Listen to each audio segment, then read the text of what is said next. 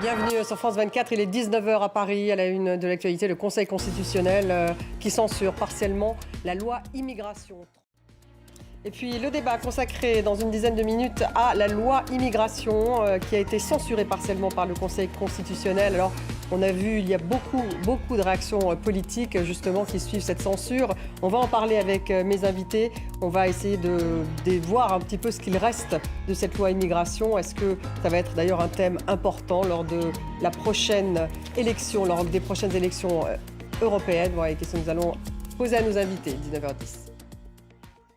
Israël a exigé l'évacuation d'un refuge de l'ONU à Khan Younes, dans le sud de la bande de Gaza, dans lequel 12 personnes ont été tuées par des tirs la veille. C'est en tout cas ce qu'a indiqué l'agence onusienne pour les réfugiés palestiniens, UNRWA. On fait un point en images avec Axel Simon.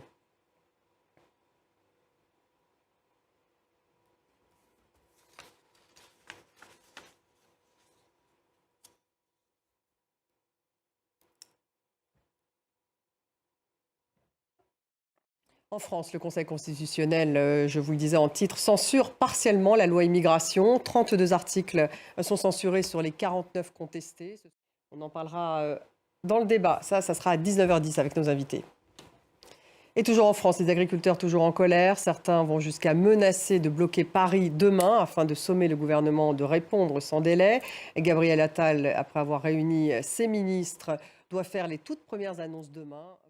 Et toujours en France, le nombre d'actes antisémites recensés a bondi l'année dernière, une multiplication par 4 en un an, 1676 actes antisémites contre 436 en 2022, selon le rapport du CRIF, qui déplore une explosion après le 7 octobre, date des attaques du Hamas contre Israël.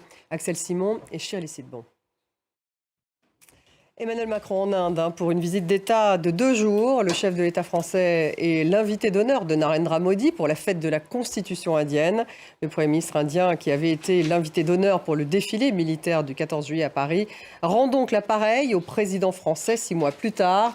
L'objectif, c'est de renforcer le partenariat stratégique. Rebecca Martin. Merci de nous avoir suivis. Dans quelques minutes, le débat il est consacré à la loi immigration, alors que le Conseil constitutionnel vient de censurer partiellement ce texte. On va y revenir largement avec mes invités, son impact politique bien sûr. Que reste-t-il finalement de cette loi immigration après son parcours chaotique? Que va-t-il se passer maintenant? Le débat sur l'immigration finalement va-t-il être relancé alors que nous entrons dans la campagne des européennes? Voilà les questions que nous allons poser à nos invités.